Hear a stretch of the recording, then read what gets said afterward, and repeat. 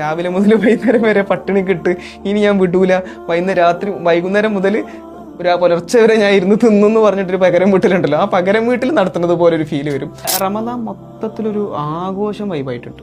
റമദാൻ ശരിക്കും ആഘോഷത്തിൻ്റെതല്ല, റമദാൻ ആത്മീയതയുടേതാണ്. ഈ ആത്മീയത കഴിഞ്ഞ് എണീക്കുമ്പോഴാണ് ആഘോഷം വരുന്നത്. ചൊവ്വാൽ 1 അല്ലേ, പെരുന്നാളെന്ന് പറഞ്ഞ ആഘോഷം. ഞാൻ പറയുന്നത് നോർമലായിട്ട് ഇപ്പം നടക്കുന്ന ഒരു സാധാരണഗതിയിൽ പോകുന്ന ഒരു വിഷയത്തിനെ കുറിച്ചിട്ടല്ല ഞാൻ പറയുന്നത്. മറിച്ച് ഇപ്പം മുഖദാർ ഭാഗത്തേക്ക് പോയി കഴിഞ്ഞാൽ ആ ഭാഗത്തൂടെ 9 മണി മുതൽ ഒരു 11 മണി 11:30 വരെ സമയത്തിൻ്റെ ഇടയ്ക്ക് ഒന്ന് അങ്ങോട്ടേക്കൊന്ന് ക്രോസ് ചെയ്ത് കിട്ടണമെന്നുണ്ടെങ്കിൽ ഒരു അരമണിക്കൂർ നമ്മളിങ്ങനെ വണ്ടിയും കൊണ്ട് നിൽക്കണം. ശരിക്കും ഇത് മുസ്ലിങ്ങൾ ചെയ്യാൻ പാടുണ്ടോ എന്നുള്ളതൊരു ചോദ്യമാണ്. വാചകം പഠിപ്പിക്കുന്ന ഒരു കാര്യമുണ്ട്. 70-ൽ പരം ശാഖകളുണ്ട്. അതിലൊന്ന് ലാ ഇലാഹ ഇല്ലല്ലാഹ് എന്നുള്ളതാണെങ്കിൽ അവസാനത്തേത് പറയുന്നത് വഴിയിൽ ഉപദ്രവം നീക്കലാണ്. വഴിയിൽ ഉപദ്രവം നീക്കൽ ഈമാന്റെ ഭാഗത്ത് പെടുകയാണെങ്കിൽ വഴിയിൽ ഉപദ്രവം ഉണ്ടാക്കൽ എന്താണ്?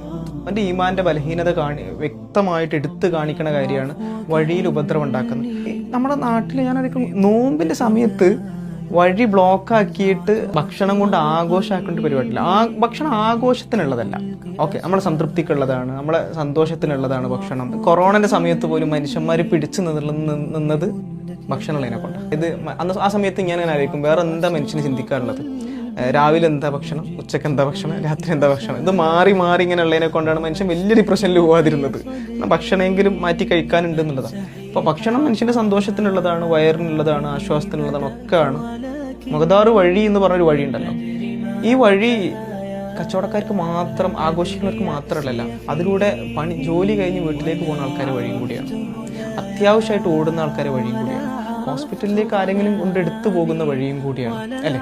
അപ്പൊ എല്ലാത്തിനും ആക്സസ് ആയിട്ടൊരു വഴി മുഴുവൻ നോമ്പിന്റെ സമയത്ത് ബ്ലോക്ക് ആക്കിയിട്ട് കളി കളിക്കുക എന്ന് പറയുന്നത് നമ്മൾ ശരിക്കും ആലോചിച്ച് ചെയ്യേണ്ട കാര്യമാണ്.